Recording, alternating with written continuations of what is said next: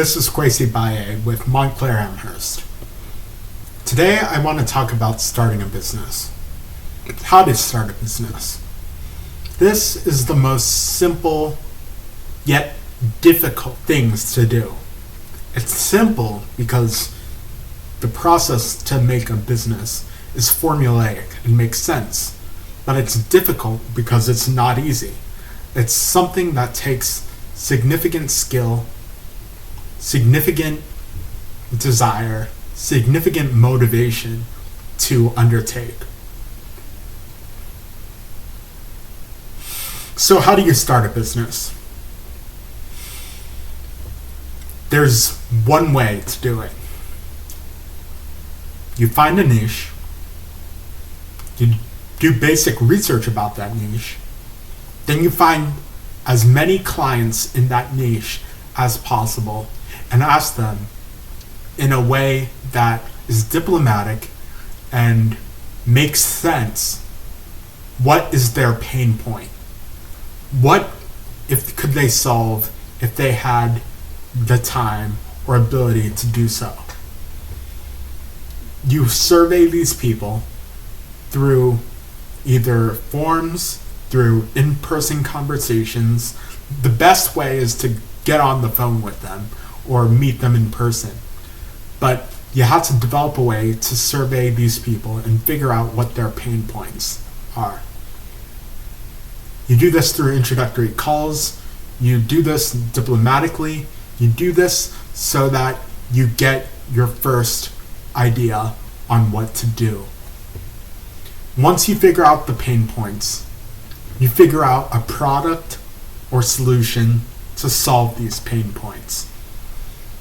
What you have to do is you have to figure out how they're going to solve these problems in a way that adds value to them and in a way that makes it seem like you've done a lot of work for them and that they value your service.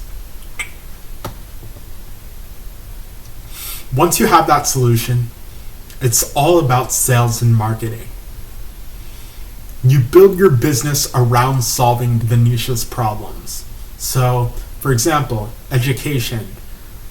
You want to figure out how to do a lesson plan for students, teachers that are struggling with making sort of lesson plans on time.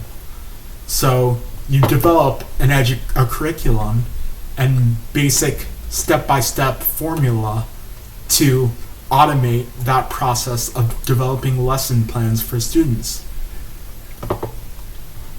That's one example of a niche that's been solved, and many education companies have built significant amounts of businesses through that process alone.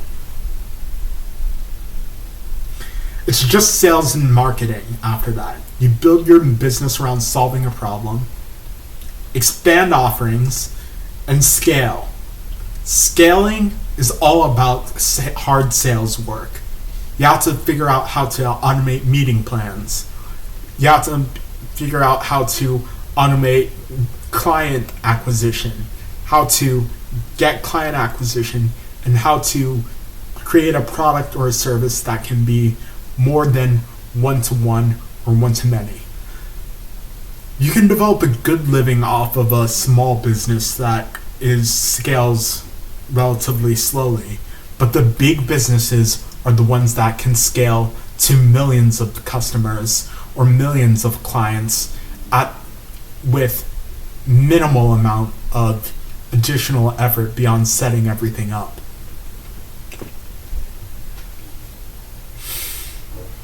Once you've scaled, once you've sold your services and products, it's all about execution. You need to execute on your plan. What sort of things are you going to do to improve these people's lives?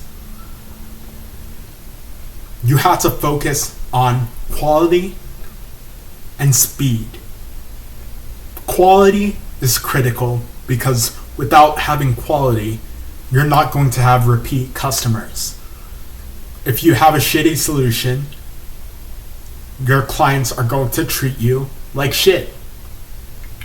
So don't do ineffective solutions to problems. You need to have a minimum standard of quality, and if you want to impress your clients and grow by word of mouth even faster, you have to wow your clients. So develop a sense of quality. You have to be obsessed with the customer experience. Next is speed. You have to understand that speed is a critical element as well. You need to deliver your product or service in time. You have to effectively make sure that your speed is up to par, because if you don't have a quick solution, they're going to go to the next guy who, although his quality is lower, his speed is faster.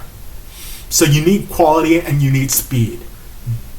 Execution is your moat, because if you can execute effectively, you get excellent quality and quick speeds to deliver your products or services. You are ahead of 99.9% of the crowd, because most of these people are trying to get a quick buck.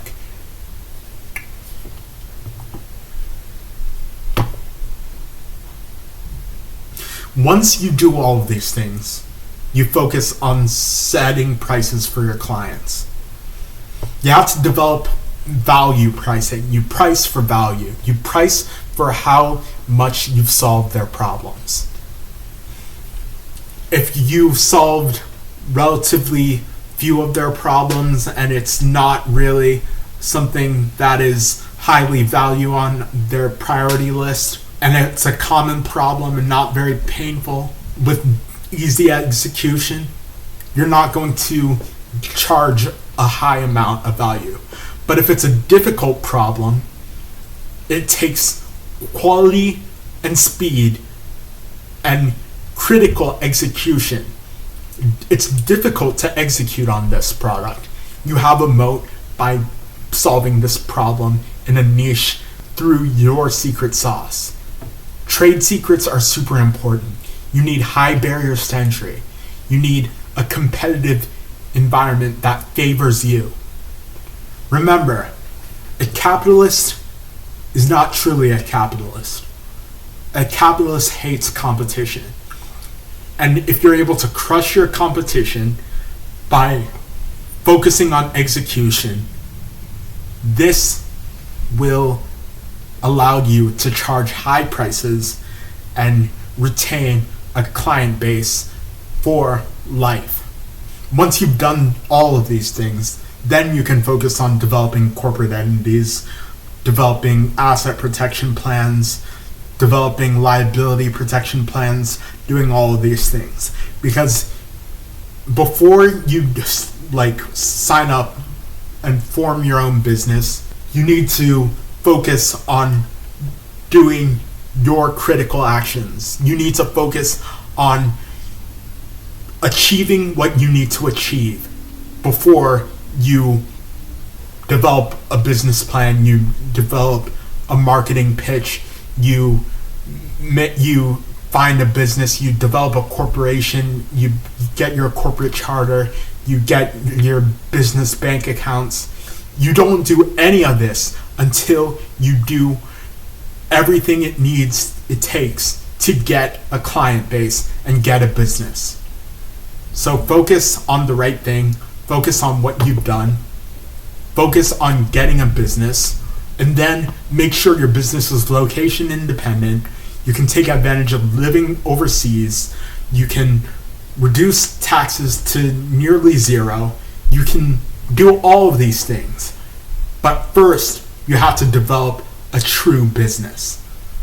If you have any questions, you can look at my website. You can contact me on the Contact Us page. Like and subscribe, and stay notified for my YouTube videos. Thank you.